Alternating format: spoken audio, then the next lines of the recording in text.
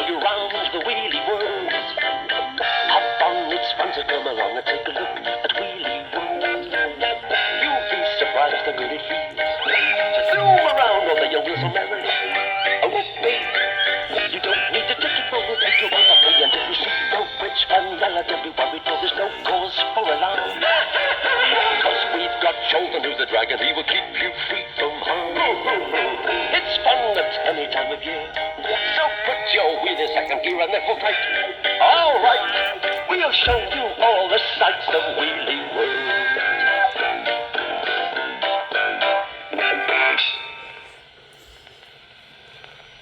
Fenella was having trouble. Riley was having a fit of the sulks and was hanging like a piece of spaghetti from the telescope stand. Straighten yourself out, boy! Shouted the kettle witch. Let me alone, said Riley. I don't like being seen through any more than you do. All right, said Fenella sarcastically. If you were tired of being a telescope, I could always turn you into a rusty drain pipe. How would that suit you? Oh, well, sighed Riley. I've had a nice little rest anyway. And he straightened himself out. Ah, said Fenella, and stooped to peer down on Wheelie World. It was a hot, sunny day down there, and very quiet and still. The Wheelies had all worked hard that morning and were settling down for an afternoon doze. King Otto and Queen Doris were just about to settle down, and the Minister for Wheel Estate was already asleep. What stillness! What peace! What on earth was that? The sun has got days up down. It was Chorlton, getting nearer and louder every moment. The sun has got days up down and he's coming out to play. Hello? There was no reply. Hello? Oh, I get it. It's hide and seek. Right. 1, 2, 5, 19, 100. Coming, ready or not. He came thumping down the village, giggling to himself and peering about here and there, until at last he spotted the minister dozing. I see you. And he made a dash for the minister's dome. Ducky 1, 2, 3, he bellowed. Kickstone! That did it. The minister woke up with a start, jumped out, shouted, Fire! Fire! Man overboard! Women and ministers first! and raced round the village even before he realized what had roused him. You wretched creature, he shouted. What do you think you're doing? Are you not aware that I was ruminating on the prognosis of our nation's economic stability? Chuckled Chorlton. I thought you were asleep. Asleep? He cried. Ministers never sleep. Well, you were snoring. I was not snoring. The minister was very indignant. That was deep breathing to aid my concentration. Was it the hide and seek as upset you? Yes, it was, said the minister. Oh. Chorlton thought for a moment. Well, would you fancy a game of tag? No, I would not, shouted the minister, As a crowd of yawning wheelies gathered round. Nor do I fancy lawn tennis, hopscotch, or 10-pin bowling. What I fancy is a nice quiet sleep, conference. Now up it.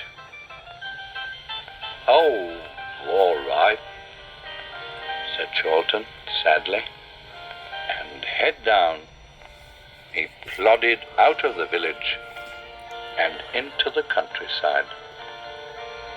The events had not gone unnoticed. Oh, I love a bit of gloom and bad temper, said Fenella. The row had got Chorlton out of the village. It was another chance to win back her power over the wheelies that Chorlton had robbed her of so long ago. What I need now She thought. is a good spell. Yeah, you, Claptrap? Ach nein, Frau Fenelle, is too hot. So finding a spell for you, I will not. Aki, she yelled. If you don't give me a spell this minute, I'll wrap you round 300 helpings of fish and chips. Jawohl, gnädige Frau, said Claptrap wearily. The Wheelies now wants peace and quiet. So let that be their lifetime diet. They're without Charlton, that's their choices. Now make them do without their voices. That's more like it. She cackled. She popped off to Wheelie World. In the village, the Wheelies, especially the minister, were regretting that they'd ever been so sharp with Charlton. In fact, King Otto suggested that Zuma should chase after him and bring him back so that they could apologize when... As she cackled, they looked desperately around for any sign of Charlton. Oh, no, she laughed. Got rid of your precious happiness dragon, didn't you? They cowered away from her. Well, we'll see what your favorite misery witch can do for you instead. Meanwhile, Charlton was ambling gloomily through the countryside, grumbling as he went. But he couldn't even take himself seriously for very long. As he thought about the minister's face, he started to grin a little. Then a smile broke over his own face, and before long he was chuckling to himself. Oh, well, he said, what is life is full of cares. You have no time to fall downstairs. And he decided to wander around for another few minutes to give the Wheelies time to cool down. Then he'd go back to the village. But just as he was about to start back, he heard a strange noise. Like someone kicking a bucket.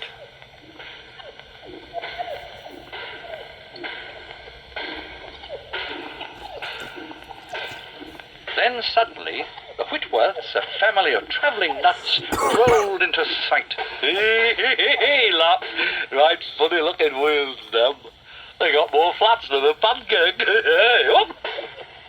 The nuts made a playful dash at him, and always ready for a game, he shouted, Hey, can't catch me. And made a run for it. In Wheelie World, there wasn't any happiness at all. Fenella was casting her silent spell over the last few Wheelies. Aches and pains, smelly drains, chilly blains, silence reigns. The poor Wheelies tried to shout for help. They opened and closed their mouths, but no sound would come out. They blinked and waved their arms helplessly. Fenella, meantime, was listening with enormous satisfaction to the silence she had created. After all, it was the most successful spell she'd cast for months and months. Right, I've got to leave you now. Promise not to tell anybody about it. Oh, do I? I do like a good joke. Hey, what's that? For a moment, she thought she heard something. Then she knew she heard something. Round the corner came Charlton, pursued by a line of the noisiest nuts you ever saw. Look out, you spotty whoop! He shouted. As he passed, his great dragon tail caught her and spun her round like a top. Suddenly, one of the Wheelies laughed. Then another and another. And they and Fenella realized that Charlton had ruined her spell yet again. You great daft dragon! She shouted. Sorry, love. He yelled. We're playing tag. Then she made another mistake. I'll give you tag! She screeched. The Whitworths took that as an invitation to play. He howled and was chased round and round before at last giving up and popping back to the kettle as fast as her magic could carry her with the nuts in hot pursuit. Oh, Charlton, Mr. Hardy. The minister looked most embarrassed. I wish to tender my most sincere apologies. Oh. Hey, don't worry, love, said Charlton. I've had a lovely time. Here, put it there. And he and the minister shook hands. And you know what that means, don't you? No, said the minister. What does it mean? giggled Jordan. That means you were on. And as he set off round the village with the wheelies on his tail, he shouted to the other distant figure, Bye-bye, little old lady.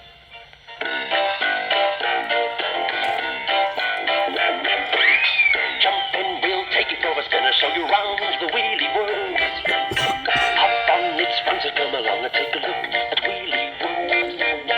You'll be surprised how good it feels. So zoom around all the young wheels so merrily. Oh, whoopee. You don't need a ticket, but we'll take you on for free. And if you see no rich fun, yalla, don't be worried, for there's no cause for alarm. Cause we've got Jolton, who's the dragon, he will keep you free from harm. It's fun at any time of year, so put your wheel in second gear and then hold tight. All right, we'll show you all the